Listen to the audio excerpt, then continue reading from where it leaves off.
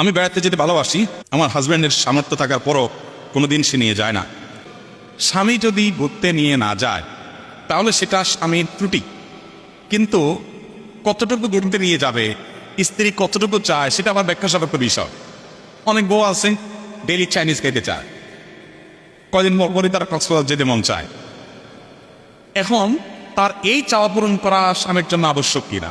অবশ্যই না। কিন্তু যদি এরকম কঞ্জুস স্বামী হয় যে কালে ভদ্রে বছরে বছরে চলে যায়, তারপরও সে কোনোদিন একটু বাইরে কোথাও নেয় না, আল্লাহর দুনিয়াটা দেখতে নেয় না, বেড়াতে নেয় না, তার যে একটু ন্যূনতম দেখার শখ আছে এটা পূরণ করে না, এরকম কাঠখোট্টা কিসিমের স্বামী যদি হয়, তো ইসলামের দৃষ্টিকোণ থেকে সেটাও নিন্দনীয় কাজ। নবী করিম সাল্লাল্লাহু আলাইহি সাল্লামের স্ত্রী উম্মুল মুমিনিন আয়েশা রাদিয়াল্লাহু তাআলা তিনি নবী সাল্লাল্লাহু আলাইহি সাল্লামকে বলেছেন যে তিনি তো খেলাধুলা দেখতে, আনন্দ বিনোদন এগুলো দেখতে পছন্দ করতেন, বয়স কম ছিল যে ছোট মানুষ ছিলেন। তো মসজিদে নবমীতে, মসজিদ নবমীর আগের রাতে ইথিওপিয়ান সাহাবিরা, নিগ্রো সাহাবিরা, তারা এক ধরনের খেলা খেলতেছিলেন। এই হাডুডুবা এই টাইপের কোনো খেলা হইতে হবে, যে খেলাটা তাদের এখানে প্রচলিত ছিল, ওরকম কোনো একটা খেলা তারা খেলতেছিলেন। তো তাদের যে খেলা, আমি টাইপটা বললাম জাস্ট বোঝার জন্য যে তাদের সাহাবি বা তাদের জাতীয় কোনো খেলা টেলা হবে এরকম কিছু। তো সেই খেলা যখন চলছিল, নবী করিম সাল্লাল্লাহু আলাইহি ওয়াসাল্লাম আয়েশা তাআলা সে খেলা দেখতে চেয়েছেন, তাকে বাসা থেকে নিয়ে বের করে আনছেন।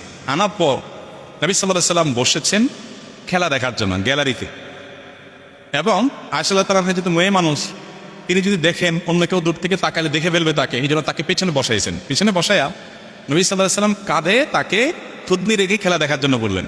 মানে গ্যালারি তো গ্যালারিতে আবার এটা ভিআইপি টিকি সিট আর কি, যে এখানে থুতনি রেখা আয়েশা তাআলা পেছনে বসে দেখতেছেন, তাহলে দূর থেকে দেখা যায় কল্লা একটা মানুষ, যেখানে আরেকজন আছে বুঝবে না, তাহলে পটটাও রক্ষা হলো, আবার উনি একটু আরাম করে খেলাও দেখলেন। নবী করিম সাল্লাল্লাহু আলাইহি ওয়াসাল্লাম যতক্ষণ পর্যন্ত আয়েশা তাআলা খেলা দেখতে দেখতে বিরক্ত না হয়েছেন, ততক্ষণ পর্যন্ত তাকে আর বলেন নাই চলো। আয়েশা তাআলা নিজে থেকে যখন বলছেন ঠিক আছে আর দেখবো না, তখন নবী সাল্লাল্লাহু বাসায় চলে গেছে। এই হাদিস বর্ণনা করার পর উম্মুল মুমিনিন আয়েশা তাআলা বলেছেন, ফাকদুরু কদরাল জারিয়াতিল হাদিসাতি সিন্নি আল হারিসাতি আল্লাহ হবে।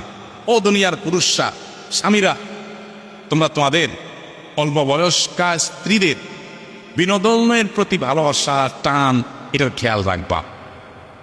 নবী সাল্লাল্লাহু আলাইহি ওয়াসাল্লাম নবী হয়ে যদি এটা খেয়াল রাখছেন, তো তোমরা এরকম রাখিও। তোমাদের কি কাফনটা যদি হয়ে যাও যে না আমার সব দুনিয়ার মধ্যে কোনো টান টন নাই, এগুলো যেন না হয়। আবার এর মানে এই না যে আপনি হাদিসের আলোকে স্টেডিয়ামে গিয়ে আজকাল যেসব খেলা দেখে বেহায়াই ভাবে আপনি সেটা আবার জায়েজ মনে করেন না। এইটা হলো আপনার বাসার আশপাশে পোলাপান ক্রিকেট খেলতেছে, ব্যাডমিন্টন খেলতেছে, বাচ্চারা কিছু খেলতেছে, এটা আপনি দেখলেন, যেখানে পর্দার কোনো খেলা হলো না। এখন যে খেলা দেখার যে ব্যবস্থা আছে টেলিভিশনের বাইরে, এগুলো তো হারাম ছাড়া দেখার কোনো সুযোগই নাই, প্রায় আরাম দেখা চাওয়া। তো নবী সাল্লাল্লাহু আলাইহি ওয়াসাল্লাম তো সেটা করেন নাই, অতএব এই হাদিস দিয়ে আবার সেটা জায়েজ করেন। খোলাসা কথা হলো, স্বামী স্ত্রীর ঘোরাফেরার পরে আন্তরিক হবেন সাধ্য অনুযায়ী, আবার স্ত্রীর ডেলি চাইনিজ খাইতে চাইবেন